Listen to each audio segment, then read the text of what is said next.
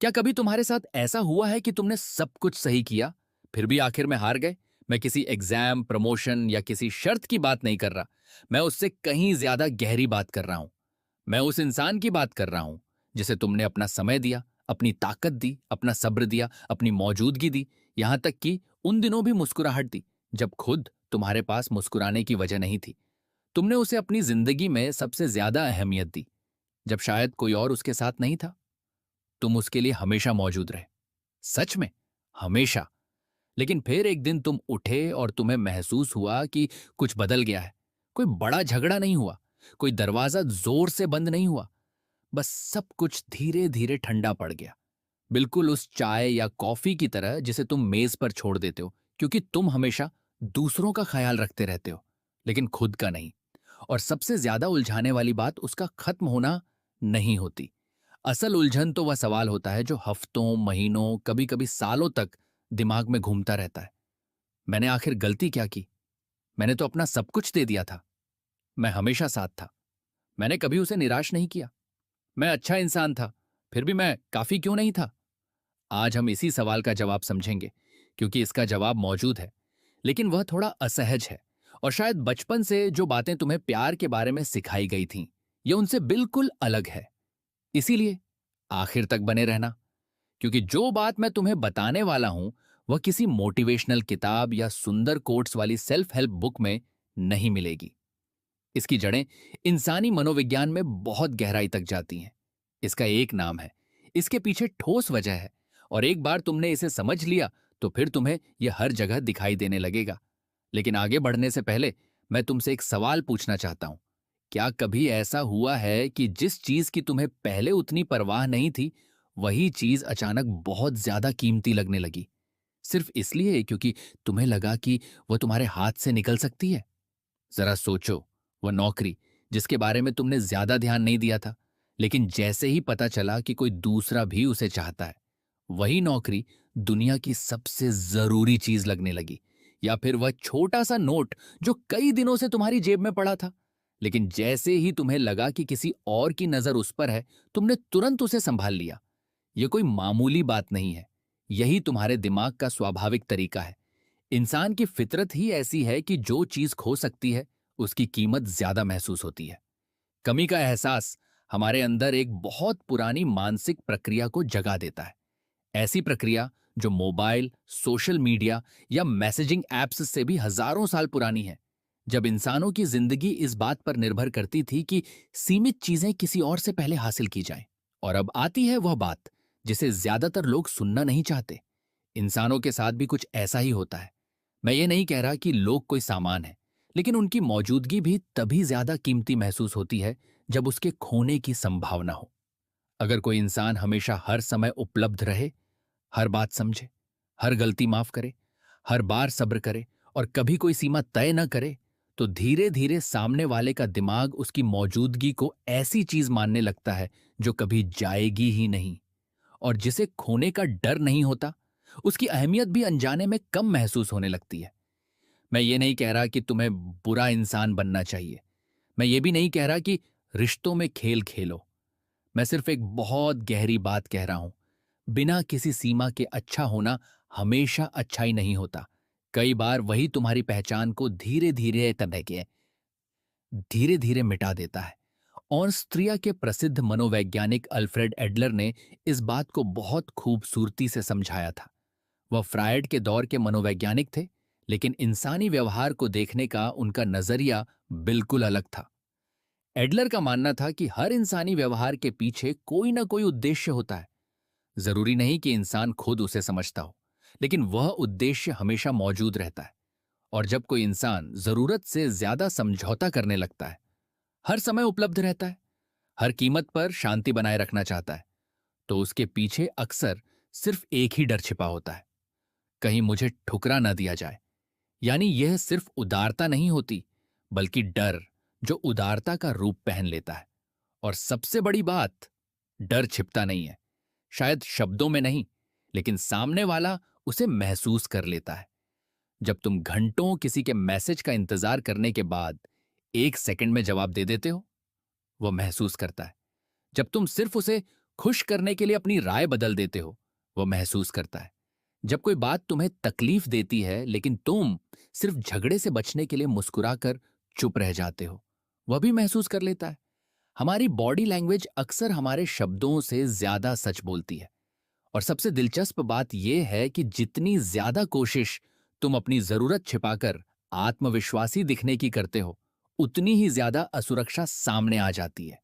क्योंकि असली आत्मविश्वास खुद को साबित करने की कोशिश नहीं करता, वह बिना कुछ किए ही नजर आ जाता है। अब मैं तुम्हें एक ऐसे इंसान से मिलवाना चाहता हूं जिसने इंसानी स्वभाव को बहुत गहराई से समझा था। वह मनोवैज्ञानिक नहीं था, वह कोई थेरेपिस्ट भी नहीं था। वह 15वीं सदी का फ्लोरेंस का एक राजनयिक था, जिसकी लिखी हुई किताब कई सालों तक यूरोप के बड़े हिस्से में प्रतिबंधित रही। पोप ने उसकी आलोचना की, लेकिन राजा उसे छिपकर पढ़ते थे। उसका नाम था निकोलो मैकियावेली। ज्यादातर लोग मैकियावेली का नाम सुनते ही उन्हें चालाक, निर्दयी या लोगों को इस्तेमाल करने वाला इंसान समझते हैं, लेकिन यह उनकी सोच को बहुत सतही तरीके से समझना है। असल में मैकियावेली ने लोगों को यह नहीं बताया कि इंसानों को कैसा होना चाहिए। उन्होंने सिर्फ ये देखा कि इंसान वास्तव में कैसे होते हैं। और उन्होंने एक बहुत अहम बात समझी, ताकत दी नहीं जाती, ताकत महसूस की जाती है। और किसी इंसान की ताकत इस बात से तय होती है कि वह अपनी जरूरतों को कैसे संभालता है। जो व्यक्ति हर समय गिड़गिड़ाता है, वह इसलिए कमजोर नहीं लगता क्योंकि गिड़गिड़ाना गलत है, बल्कि इसलिए क्योंकि उसका व्यवहार यह दिखा देता है कि उसके पास खोने के लिए सामने वाले से कहीं ज्यादा है। रिश्तों में भी बिल्कुल यही होता है। जब तुम बार बार समझाने लगते हो, हर बात का सफाई देने लगते हो, बार बार अपनी बात साबित करने की कोशिश करते हो, तो बिना कुछ कहे तुम यह संदेश दे रहे होते हो कि तुम्हारी भावनात्मक शांति पूरी तरह सामने वाले के जवाब पर निर्भर है। और जैसे ही ऐसा होता है, रिश्ते का संतुलन धीरे धीरे बदलने लगता है। जरूरी नहीं कि सामने वाला बुरा इंसान हो। मनोविज्ञान हमेशा बुरी नीयत से काम नहीं करता, वह बस अपना काम करता है। सोशल साइकोलॉजी में एक सिद्धांत है जिसे साइकोलॉजिकल रिएक्टेंस कहा जाता है। इसे 1960 के दशक में जैक ब्रह्म ने समझाया था। इसका विचार बहुत आसान है। जब किसी इंसान को महसूस होता है कि उसकी आजादी छीनी जा रही है या उस पर किसी चीज का दबाव बनाया जा रहा है, तो उसका मन अपने आप उससे दूर जाने लगता है। यहां तक कि अगर वह काम वह अपनी मर्जी से करने वाला भी था, फिर भी दबाव उसे पीछे हटने पर मजबूर कर देता है। यानी दबाव अक्सर दूरी पैदा करता है, चाहे तुम्हारा इरादा कितना भी सच्चा क्यों ना हो। जरा अपनी जिंदगी का कोई ऐसा पल याद करो जब किसी ने तुम्हें बार बार कोई वेब सीरीज, किताब या रेस्टोरेंट सुझाया हो। शुरुआत में शायद तुम्हें दिलचस्पी हुई होगी, लेकिन जैसे जैसे वह बार बार जोर देता गया, वैसे वैसे तुम्हारा मन उससे हटने लगा। आखिर में तो शायद बिना देखे ही तुम्हें उससे चिढ़ होने लगी। अब यही बात रिश्तों पर लागू करो। एक मैसेज भेजा, जवाब नहीं आया, फिर दूसरा भेज दिया। एक कॉल की, नहीं उठी, 10 मिनट बाद फिर कॉल कर दी। एक प्लान बनाया, मना हो गया। दूसरा तरीका अपनाया, फिर मना हो गया। फिर तीसरी बार कोशिश की, शायद इस बार मान जाए। लेकिन हर नई कोशिश सफलता की संभावना नहीं बढ़ाती। कई बार वह उसे और कम कर देती है, क्योंकि हर अतिरिक्त दबाव सामने वाले के अंदर वही प्रतिक्रिया पैदा करता है, दूरी बनाने की। और यह सब बिना सोचे समझे अपने आप होता है। यह इंसानी दिमाग का स्वाभाविक तरीका है। लेकिन अब मैं तुम्हें इससे भी गहरी बात बताना चाहता हूं। मनोविज्ञान में एक और सिद्धांत है जिसे मियर एक्सपोजर इफेक्ट कहा जाता है। 1968 में मनोवैज्ञानिक रॉबर्ट जायोंक ने इसे समझाया था। उन्होंने पाया कि किसी चीज को बार बार देखने से अक्सर उसके लिए अपनापन बढ़ जाता है। जितना ज्यादा तुम किसी चीज को देखते हो, उतना ही वह तुम्हें परिचित और आरामदायक लगने लगती है। तो फिर इसका मतलब तो यह होना चाहिए कि जितना ज्यादा तुम किसी के साथ रहोगे, वह उतना ही तुम्हें पसंद करेगा। सुनने में बात बिल्कुल सही लगती है, लेकिन यहीं सबसे बड़ा जाल छिपा है। जयोंक ने यह भी बताया कि इस असर की भी एक सीमा होती है। उस सीमा के बाद बहुत ज्यादा मौजूदगी उल्टा असर करने लगती है। पहचान धीरे धीरे उबाऊपन में बदलने लगती है। सामने वाले को तुम्हारी मौजूदगी इतनी सामान्य लगने लगती है कि वह उस पर ध्यान देना ही बंद कर देता है। लेकिन रिश्ते किसी लैब के प्रयोग से कहीं ज्यादा जटिल होते हैं। इंसानी दिमाग सिर्फ परिचय नहीं चाहता, उसे परिचय के साथ थोड़ा सा नया एहसास भी चाहिए। थोड़ी सी अनिश्चितता, थोड़ा सा इंतजार, थोड़ी सी जिज्ञासा, यही चीज दिलचस्पी को जिंदा रखती है। जब तुम हर समय एक जैसे रहते हो, हर पल उपलब्ध रहते हो, हर सवाल का तुरंत जवाब देते हो, हर परिस्थिति में वही प्रतिक्रिया देते हो जिसकी सामने वाले को पहले से उम्मीद होती है, तो धीरे धीरे वह मानसिक तनाव खत्म हो जाता है जो किसी रिश्ते को जिंदा रखता है। रहस्य का मतलब खेल खेलना नहीं होता। रहस्य इंसानी दिमाग की एक स्वाभाविक जरूरत है। दिमाग हमेशा उसी चीज की तरफ खींचता है जिसे वह अभी पूरी तरह समझ नहीं पाया। जिसे वह पूरी तरह समझ लेता है उसे वह एक तरफ रख देता है और फिर उसके बारे में सोचना भी कम कर देता है। अब शायद तुम्हें लग रहा होगा कि मैं कह रहा हूं ठंडे बन जाओ, दूर दूर रहो, जानबूझकर जवाब देर से दो या चुप्पी को हथियार बना लो। नहीं, मैं बिल्कुल यह नहीं कह रहा। असल में मैं चाहता हूं कि तुम इस गलतफहमी से बचो, क्योंकि बाहर से देखने पर दो लोग एक जैसे लग सकते हैं, लेकिन उनके अंदर जमीन आसमान का फर्क होता है। पहला वह इंसान जो दिखावा करता है कि उसे किसी की जरूरत नहीं, जबकि अंदर से वह उसी डर में जी रहा होता है। और दूसरा जिसने सच में अपनी जिंदगी को इतना अर्थपूर्ण बना लिया है कि उसकी खुशी सिर्फ किसी एक इंसान पर निर्भर नहीं रहती। पहला सिर्फ एक खेल खेल रहा होता है और खेल ज्यादा दिन छिपते नहीं। दूसरा कोई खेल नहीं खेल रहा होता, वह बस अपनी असली जिंदगी जी रहा होता है। और यही स्थिरता, यही आत्मविश्वास, यही एहसास कि यह इंसान किसी के आने या जाने से नहीं टूटेगा, उसे मनोवैज्ञानिक रूप से बेहद आकर्षक बना देता है। क्या तुम्हें बचपन की एक बात याद है? किसी रिश्तेदार या पड़ोसी के घर रखा हुआ वह खिलौना जिसे छूने की भी इजाजत नहीं होती थी? याद है तुम उसके बारे में कितना सोचते थे, उसे पाने की कितनी इच्छा होती थी? और जब आखिरकार वह तुम्हारे हाथ में आता था तो कई बार वह तुम्हारी कल्पना में असलियत से भी ज्यादा खास लगता था। अब अपना ही एक खिलौना याद करो जो हमेशा तुम्हारे पास रहता था, हर समय उपलब्ध था और कई कई हफ्तों तक तुम्हें उसका ख्याल भी नहीं आता था। उपलब्धता अक्सर किसी चीज की कीमत महसूस करने का तरीका बदल देती है। यह सिर्फ एक राय नहीं है, इसे आर्थिक, सामाजिक और संज्ञानात्मक मनोविज्ञान तीनों ने अलग अलग तरीकों से समझाया है और तीनों एक ही नतीजे पर पहुंचे हैं। अब शायद तुम्हारे मन में सवाल आ रहा होगा, क्या इसका मतलब है कि मुझे खुद को छिपाना चाहिए, रहस्यमयी बनना चाहिए, या मोबाइल हाथ में होने के बावजूद जानबूझकर देर से जवाब देना चाहिए? नहीं, यह सिर्फ दिखावा है और दिखावा ज्यादा समय तक नहीं चलता। इसका असली मतलब कुछ और है। इसका मतलब है कि तुम्हारी अपनी जिंदगी इतनी अर्थपूर्ण हो कि तुम्हारा समय सच में व्यस्त हो, तुम्हारे अपने लक्ष्य हों, अपने काम हों, ऐसे लोग हों जिनकी तुम्हें सच में परवाह हो, और ऐसी जिम्मेदारियां हों जिन्हें तुम निभाते हो, नाटक करके नहीं बल्कि सच में। मनोवैज्ञानिक रूप से एक बहुत बड़ा फर्क होता है जानबूझकर देर से जवाब देने में और इसलिए देर से जवाब देने में, क्योंकि तुम सच में किसी जरूरी काम में व्यस्त थे। बाहर से दोनों बातें एक जैसी दिख सकती हैं, लेकिन उनके पीछे की ऊर्जा बिल्कुल अलग होती है और लोग उसे महसूस कर लेते हैं। शायद हमेशा समझ ना पाए, लेकिन महसूस जरूर करते हैं। अब मैं रिश्तों के एक ऐसे विषय की बात करना चाहता हूं जिसे लोग सबसे ज्यादा गलत समझते हैं, सीमाएं, यानी बाउंड्रीज।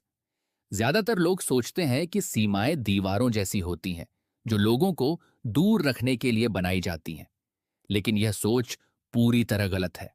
दीवार अलग करती है, दीवार सामने वाले को ठुकराने का एहसास देती है, लेकिन सीमा सिर्फ यह तय करती है कि तुम कहां तक हो और उसके बाद दूसरा इंसान कहां से शुरू होता है। और हैरानी की बात यह है, स्पष्ट और लगातार निभाई गई सीमाएं लोगों को दूर नहीं करती, बल्कि अक्सर सम्मान पैदा करती हैं और कई बार आकर्षण भी। क्यों? क्योंकि सीमाएं एक बहुत बड़ी बात कहती हैं, बिना एक शब्द बोले। वे बताती हैं कि तुम्हारी जिंदगी के कुछ हिस्से बिकाऊ नहीं हैं, कि तुम्हारे अपने मूल्य हैं जिन पर तुम किसी की खुशी के लिए समझौता नहीं करोगे, कि तुम्हारी अपनी पहचान है। जो लोगों की मौजूदगी या गैर मौजूदगी से नहीं बदलती। इसके उलट, जब किसी इंसान की कोई सीमा ही नहीं होती, तो वह अनजाने में यह संदेश देता है कि उसे खुद भी नहीं पता वह बिना दूसरों की मंजूरी के कौन है। और जब कोई इंसान अपनी पहचान के लिए पूरी तरह तुम पर निर्भर हो जाए, तो धीरे धीरे तुम्हें उसके भावनात्मक बोझ का एहसास होने लगता है। और यह बोझ एक दिन घुटन में बदल जाता है। इसीलिए नहीं कि तुम बुरे इंसान हो, बल्कि इसीलिए क्योंकि कोई भी इंसान किसी दूसरे की पूरी भावनात्मक दुनिया का सहारा नहीं बन सकता। यह जिम्मेदारी बहुत भारी होती है। और जब दिमाग खुद को दबा हुआ महसूस करता है, तो वह हवा तलाशने लगता है, दूरी तलाशने लगता है, चाहे उसे खुद भी यह बात समझ ना आए। प्रसिद्ध clinical psychologist doctor Harriet learner ने रिश्तों में एक दिलचस्प पैटर्न बताया है। उन्होंने इसे परसेवर और डिस्टेंसर कहा, यानी एक इंसान जो लगातार पास आने की कोशिश करता है, और दूसरा जो धीरे धीरे दूर जाने लगता है। सबसे दिलचस्प बात यह है, जितना ज्यादा पहला इंसान पीछे भागता है, दूसरा उतनी ही तेजी से दूर होता जाता है। जरूरी नहीं कि वह प्यार नहीं करता, लेकिन लगातार दबाव उसे पीछे हटने पर मजबूर कर देता है। इसीलिए कई बार सबसे सही कदम पीछा करना बंद कर देना होता है। सामने वाले को सजा देने के लिए नहीं, उसे वापस लाने की चाल चलने के लिए भी नहीं, बल्कि इसीलिए क्योंकि लगातार पीछा करना अब किसी के लिए भी अच्छा नहीं रह जाता। और जब वह इंसान सच में अपनी जिंदगी पर ध्यान देना शुरू करता है, तो कई बार वही दूसरा इंसान खुद आगे बढ़ने लगता है। हर बार ऐसा नहीं होता, लेकिन जितनी बार होता है, उतनी बार कोई भी पीछा करने की रणनीति काम नहीं करती। यह कोई खेल नहीं है, यह भावनात्मक संतुलन का सिद्धांत है। हर रिश्ता अपने आप संतुलन खोजने की कोशिश करता है। अगर एक इंसान बहुत ज्यादा धक्का देता है, तो दूसरा पीछे हटता है, लेकिन जैसे ही दबाव कम होता है, रिश्ते को फिर से संतुलित होने का मौका मिलता है। लेकिन अब मैं तुमसे पूरी ईमानदारी से एक बात कहना चाहता हूं, जो इस तरह की ज्यादातर वीडियो साफ साफ नहीं कहती। यह तरीका हमेशा सामने वाले को वापस नहीं लाता। कई बार वह कभी वापस नहीं आता। कई बार रिश्ता पहले ही बहुत टूट चुका होता है। और कई बार सच ये होता है कि शुरुआत से ही वह रिश्ता इतना मजबूत नहीं था कि लंबे समय तक टिक पाता। अगर ऐसा है, तो यह भी तुम्हारे लिए बहुत कीमती सच्चाई है, भले ही उस समय उसका दर्द तुम्हें अंदर तक तोड़ दे। क्योंकि इस पूरी बात का मकसद किसी को हर हाल में रोकना नहीं है। मकसद सिर्फ इतना है कि किसी को रोकने की कोशिश में तुम खुद को मत खो देना। एक बहुत जरूरी फर्क है कमी से प्यार करना और भरपूर होकर प्यार करना। कमी से प्यार करने का मतलब है तुम सामने वाले के पास इसलिए जाते हो क्योंकि तुम्हें लगता है कि तुम्हारी जिंदगी में कुछ कमी है और वही इंसान उसे पूरा कर सकता है। शायद तुम्हें उसकी मंजूरी चाहिए, उसकी वजह से खुद को कीमती महसूस करना है, या उसकी मौजूदगी से अपनी पहचान बनानी है। ऐसी स्थिति में उसका हर व्यवहार तुम्हारे लिए एक इम्तिहान बन जाता है। उसका देर से जवाब देना एक छोटी सी परेशानी नहीं, बल्कि तुम्हारे अंदर एक बड़ा डर पैदा कर देता है। उसका थोड़ा सा दूर होना तुम्हें असुरक्षित महसूस कराने लगता है। लेकिन भरपूर होकर प्यार करना बिल्कुल अलग होता है। इसका मतलब है तुम पहले से ही अपने भीतर पूरे हो। तुम्हें सामने वाले की जरूरत नहीं, तुम उसे चुनते हो। और जरूरत और चुनाव के बीच का यही छोटा सा फर्क पूरे रिश्ते की दिशा बदल देता है। जब दो लोग एक दूसरे को जरूरत से नहीं, बल्कि अपनी इच्छा से चुनते हैं, तो रिश्ते में हल्कापन आता है। दोनों के पास अपनी जगह होती है, कोई किसी का सहारा बनकर नहीं जी रहा होता। और यही आजादी रिश्ते को और मजबूत बनाती है। मशहूर दार्शनिक और मनोविश्लेषक एरिक फ्रॉम ने अपनी किताब द आर्ट ऑफ लविंग में इसे बहुत खूबसूरती से कहा था। परिपक्व प्यार कहता है, मुझे तुम्हारी जरूरत इसलिए है क्योंकि मैं तुमसे प्यार करता हूं। जबकि अपरिपक्व प्यार कहता है, मैं तुमसे प्यार इसलिए करता हूं क्योंकि मुझे तुम्हारी जरूरत है। सिर्फ शब्दों का क्रम बदला है, लेकिन अर्थ पूरी तरह बदल गया। अब मैं एक और बेहद अहम बात करना चाहता हूं, भावनाओं पर नियंत्रण।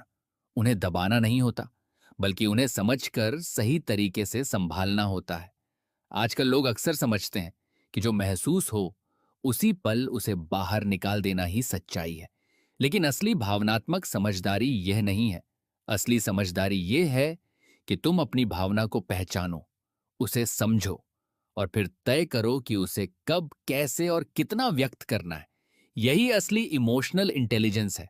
अगर कोई तुम्हें तकलीफ देता है और तुम उसी पल गुस्से में फट पड़ते हो, तो ये तुम्हारी सच्चाई नहीं दिखाता।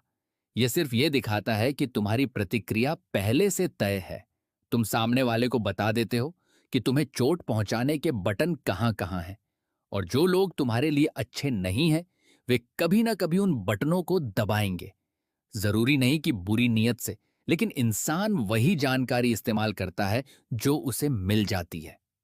इसके उलट, अगर तुम अपनी भावना को महसूस करते हो, उसे समझते हो और शांत होकर फैसला करते हो कि जवाब देना है या नहीं, तो तुम अपने भीतर की ताकत दिखा रहे होते हो। तुम ये साबित करते हो कि तुम्हारी जिंदगी का नियंत्रण तुम्हारे अपने हाथ में है, कि हर घटना तुम्हें तुरंत हिलाकर नहीं रख सकती। रोमन सम्राट और स्टोइक दार्शनिक मार्कस ऑरेलियस ने लगभग 2000 साल पहले अपनी किताब मेडिटेशंस में यही बात लिखी थी। हर घटना और हमारी प्रतिक्रिया के बीच एक छोटा सा अंतर होता है। उसी जगह हमारी आजादी छिपी होती है और वहीं हमारा विकास भी। यही छोटा सा अंतर तय करता है कि कोई इंसान अपनी भावनाओं का गुलाम बनेगा या उनका मालिक। और जब कोई इंसान रिश्तों में भी यही संतुलन बनाए रखता है, तो सामने वाला उसे ठंडा या बेपरवाह नहीं समझता, बल्कि मजबूत, स्थिर और भरोसेमंद महसूस करता है। और ऐसा सम्मान सिर्फ प्यार जताने से नहीं मिलता। अब तक की सारी बातें एक ऐसी नींव पर टिकी हैं जो अगर मौजूद न हो तो बाकी सब सिर्फ दिखावा बनकर रह जाता है। उस नींव का नाम है पहचान। मैं किसी दार्शनिक पहचान की बात नहीं कर रहा। मैं एक बहुत सीधी बात पूछ रहा हूं। क्या तुम्हारी जिंदगी में ऐसी चीजें हैं जो तब भी मायने रखेंगी अगर कोई तुम्हारी तारीफ ना करे? क्या तुम्हारे अपने लक्ष्य हैं, अपने सिद्धांत हैं, अपने मूल्य हैं, ऐसी रुचियां हैं जो लोगों के देखने या न देखने से नहीं बदलती? और सबसे जरूरी, क्या तुम अकेले होने पर भी खुद को पहचानते हो? अगर इन सवालों का जवाब साफ नहीं है, तो अभी सबसे जरूरी काम किसी रिश्ते को बचाना नहीं है। सबसे जरूरी काम अपनी पहचान बनाना है, क्योंकि बिना पहचान के बाद तुम जो भी तरीका अपनाओगे वह सिर्फ एक अभिनय लगेगा। मजबूत पहचान एक दिन में नहीं बनती। वह छोटे छोटे वादों से बनती है जो तुम खुद से करते हो और निभाते हो, उन फैसलों से जो तुम अपने मूल्यों के आधार पर लेते हो, चाहे कोई देख रहा हो या नहीं। धीरे धीरे तुम्हारी मौजूदगी बदलने लगती है। जरूरी नहीं कि तुम्हारा चेहरा बदल जाए, लेकिन तुम्हारा व्यक्तित्व बदल जाता है। तुम बिना घबराहट के सुनते हो, बिना डर के असहमति जताते हो, जरूरत पड़ने पर ना कहते हो और उसके लिए तालियां मिलने का इंतजार नहीं करते। सोशल साइकोलॉजी इसे एजेंसी कहती है, यानी ये एहसास कि तुम अपनी कहानी के मुख्य पात्र हो, किसी और की कहानी के सहायक किरदार नहीं। और एक दिलचस्प बात, एजेंसी संक्रामक होती है। जब तुम किसी ऐसे इंसान के पास होते हो जो सच में अपनी जिंदगी खुद जीता है, तो तुम्हारे अंदर अपने आप एक सवाल उठता है, ये इतना शांत कैसे है? इसे इतनी मजबूती कहां से मिलती है? यही सवाल गहरे आकर्षण की शुरुआत बन जाता है। अब बात करते हैं रिश्ते के सबसे कठिन पल की। वह पल जब कोई तुम्हारी इज्जत इज्जत की सीमा पार कर देता है। उस समय तुम्हारे पास 3 रास्ते होते हैं। पहला, गुस्से में फट पड़ना, चिल्लाना, झगड़ा करना, हंगामा करना। ऊपर से यह ताकत लगती है, लेकिन वास्तव में यही सबसे कमजोर प्रतिक्रिया होती है, क्योंकि इससे सामने वाले को पता चल जाता है कि वह तुम्हारे अंदर का संतुलन आसानी से बिगाड़ सकता है। दूसरा रास्ता, सब कुछ चुपचाप सह लेना, कुछ हुआ ही नहीं ऐसा दिखाना। यह बाहर से शांत लगता है, लेकिन अंदर ही अंदर तुम्हें तोड़ता रहता है, और सामने वाला धीरे धीरे समझ जाता है कि वह हर बार सीमा थोड़ा और आगे बढ़ा सकता है। तीसरा रास्ता सबसे कठिन है, शांत रहना, बिना नाटक के यह कहना कि क्या गलत हुआ, बिना इस जिद के कि सामने वाला उसी तरह माफी मांगे जैसा तुम चाहते हो, और अगर वही बात दोबारा हो तो सच में वहां से चले जाना।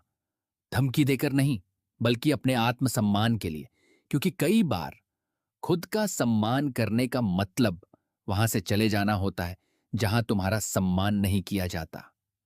मैकियावेली ने अलग संदर्भ में एक बात कही थी, लेकिन उसका अर्थ यहां भी लागू होता है। असली ताकत कभी हार न मानने में नहीं होती।